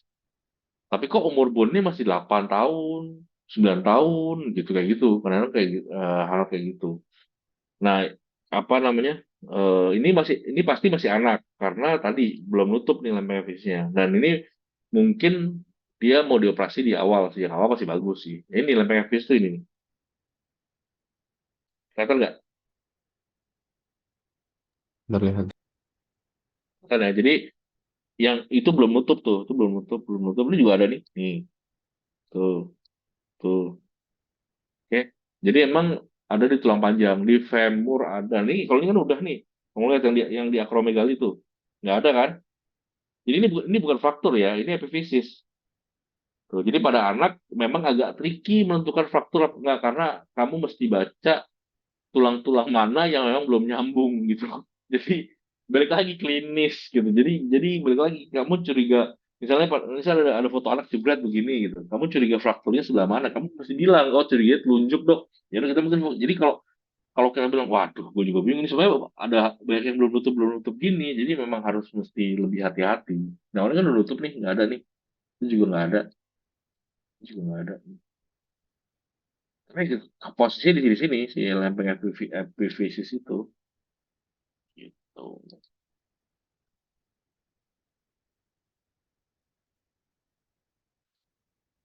Ngomong apa ya? Hmm, oke. Di sini. Ini di semua tulang ada ya sih. Jadi terus epifisis, terus habis itu metafisis sama diafisis. Itu apa namanya? Kalau tulang panjang ya, itu ininya apa namanya? Landmarknya. Ada pertanyaan lagi?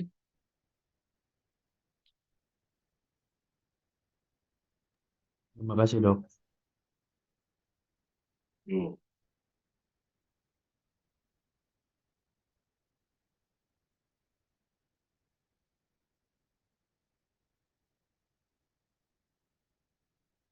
Ini jangan lupa ini namanya apa? Ini kayak gini-gini.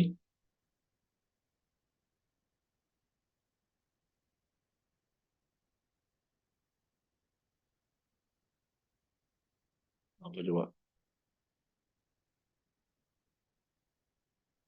Ah, lupa lagi. Kata gini-gini sama nih. Taji-taji gini namanya. Buat spur, Dok. Formasis apa? Spur atau osteofit.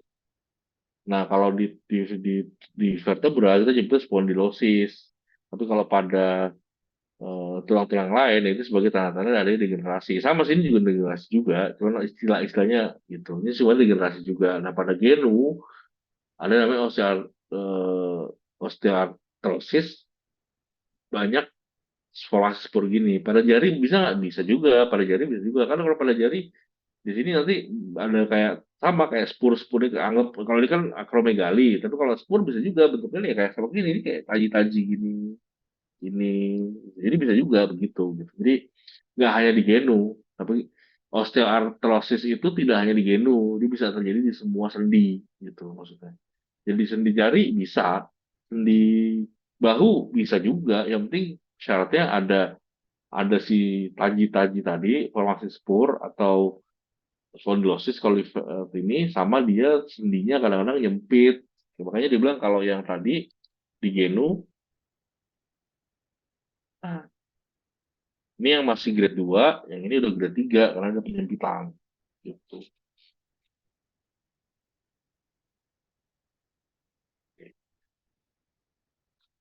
Masih udah cukup jelas, masih ada yang bingung.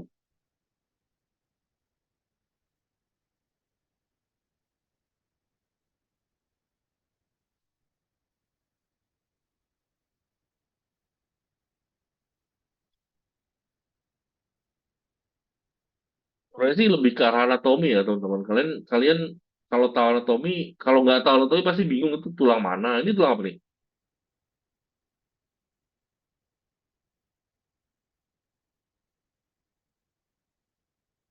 Yo, tulang apa?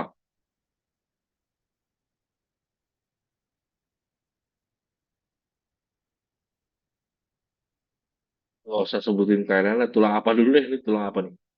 Itu tulang iliaknya, Apa? iliak, Pak. Lihat tulangnya, tulangnya. Kokse dok. Kokse, kokse yang mana?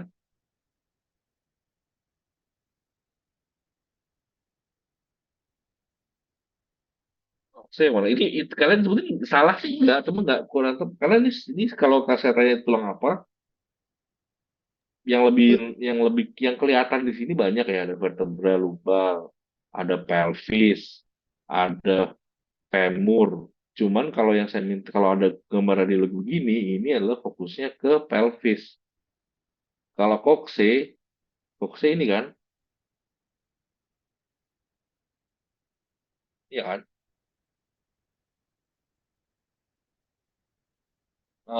satu lagi tadi, laki-laki atau perempuan, kira-kira. Perempuan bukan dok? Wah, Perempuan. dari mana? Eh, segitiga ininya dok, Ini lebih apa? lebar.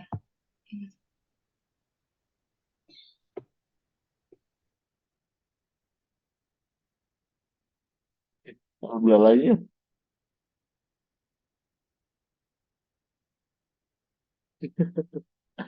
Itu kalau radiologi lihat yang lebih definite dulu aja kita. Ah ini belalai ada kemungkinan cowok lah dok, saya nggak tahu. Tapi ya nggak tahu kalau ternyata di Pampers kita nggak tahu juga sih. Cuman kemungkinan ini kan belalainya gitu ya udah. Kemudian lebih laki-laki aja dulu gitu. Apa namanya? Ya, ya, ya, ya, ya, kalau saya sih laki-laki dulu sih, karena ininya mengkhawatirkan, mengkhawatir. Oke, apa lagi ya? Eh, lebih ke arah anatomi dulu deh. Soalnya kalau kalau kalian nggak ngerti anatominya, nggak akan pede untuk jawab. Tapi kalau kalian tahu anatominya, kalian tahu, kalian lebih pede untuk jawab. Jadi nanti kebentuknya takutnya di anatomi. Jadi nggak usah takut sebenarnya. Ini tulang apa nih? Dua ini. Ini lesinya beda, cuman tulangnya sama. Tulang apa? Radius ulna bukan dok. Yes, betul. Ya, jangan. Ini pokoknya tulangnya, palingnya tulangnya tahu. Jadi tahu kira-kira kalau yang di sisi sini, yang gambar ini, kira-kira yang bermasalah radiusnya atau ulnanya? Radiusnya ya dok. Radius dok. Dari buletin, yang mananya?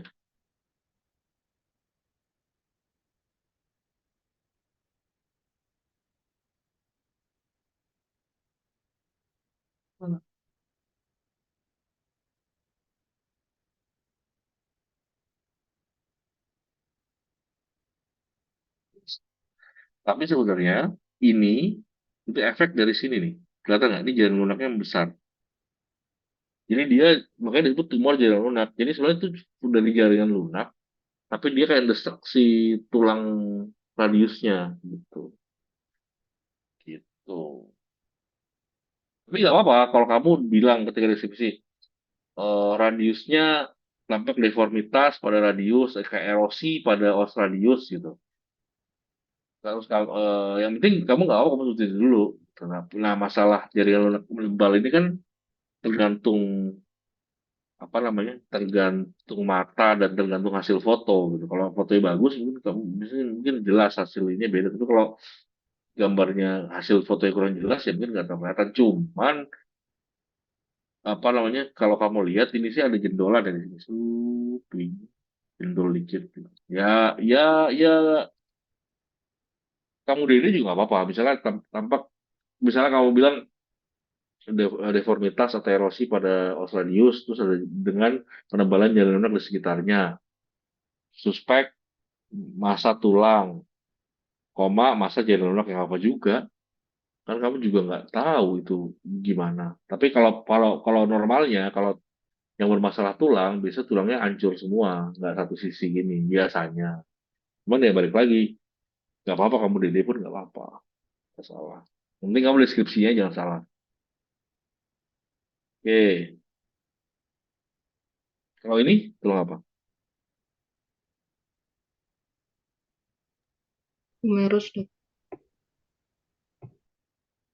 Oh,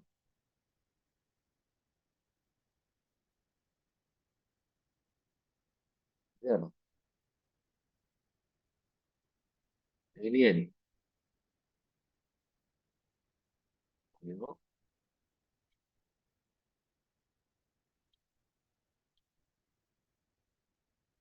Kira-kira apa? Ini apa sih ini? Ini koste kan? Kira-kira apa nih? Di mana? Ini apa? Tulang apa? Humerus, Dok. Apa?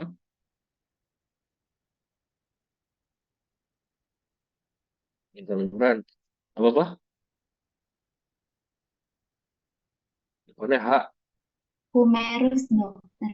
Katakanlah Humerus. humerus. Ya, humerus. Ini apa nih?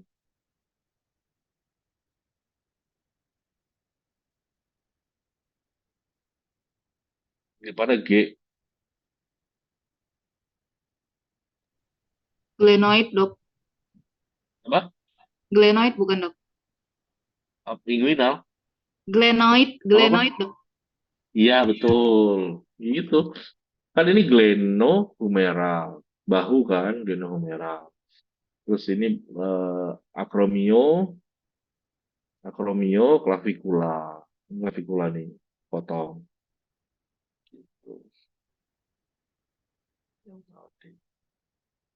Turun lagi. Tuh, tuh, tuh. Ini apa?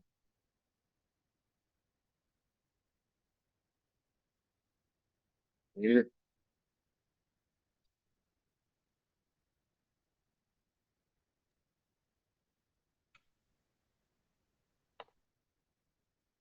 ini, yang normal. Ini apa? Atau ini keseluruhannya organ mana?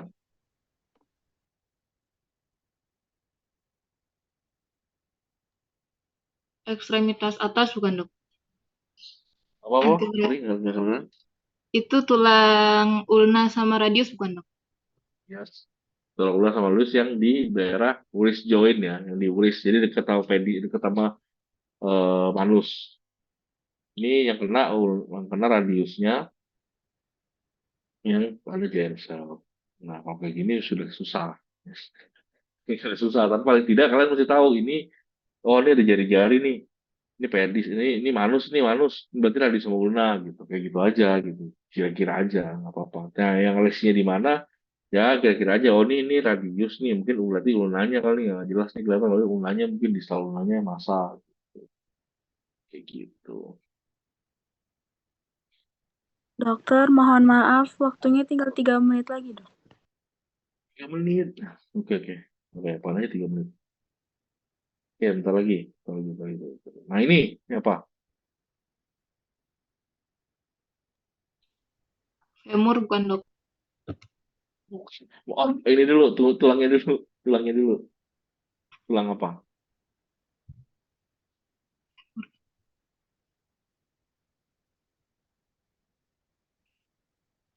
Ini, ini, ini, ini. Apa?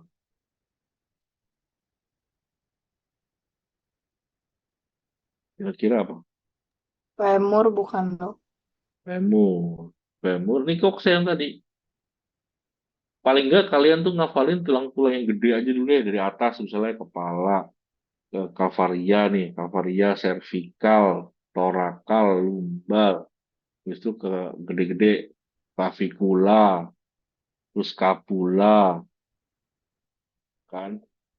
Habis clavicula, terus scapula, scapula turun lagi ke, udah tinggal turun ke humerus, humerus, radius, ulna, itu jadi tangan, dah jadi tangan lupain aja dulu, nggak usah terlalu dibahas. Nanti ketika udah mau masuk-masuk radiologi udah masuk koas baru dibahas lagi karena pasti ditanya atau detail pasti kalau udah di koas kecil-kecil itu detail. Masuk lagi kaki, kaki, femur, tibia, fibula, gitu. Itu aja kok nggak usah terlalu ribet. Sinus juga jangan lupa, sinus ada apa aja di sinus tuh ada empat, yang gede-gede apa aja? Mana sinus tadi?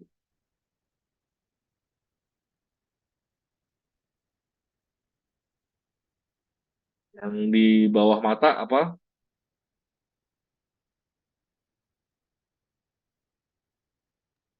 Ini apa nih? Maksilaris ya, Dok. Maksila. Yang di atas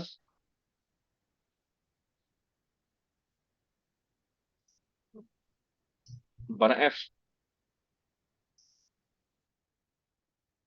Front. Frontalis, dokter. Yes. Dua lagi apa yang gede-gede? Sinus dua lagi. Yang di sini. Ini kan maksila, frontal. Di sini apa? Depannya E. Etmoidal, Etmoidal. Di sini? sphenoidal, Yes. Udah. Di tempatnya di situ ya. Di sini maksila. Di sini apa namanya? Frontal, etmoid, sphenoid. Jadi kalau pada CT scan akan sangat mudah sekali ngeliat ya. Oke. Itu tinggal 3 menit, pengesahan 2 menit. Saya tutup. Kalau misalnya ada pertanyaan boleh japri. Eh, Terima kasih atas perhatiannya. Sorry saya telat tadi. Saya lupa. Saya pikir minggu depan. Ya wes, semoga bermanfaat ilmunya dan semoga kalian ingat dan tidak lupa ketika ujian dan balik lagi anatomi, anatomi, anatomi. Itu aja sih pegangannya. Oke, saya tutup. Terima kasih atas perhatiannya. Wassalamualaikum warahmatullahi wabarakatuh. Izin live ya guys. Saya stop.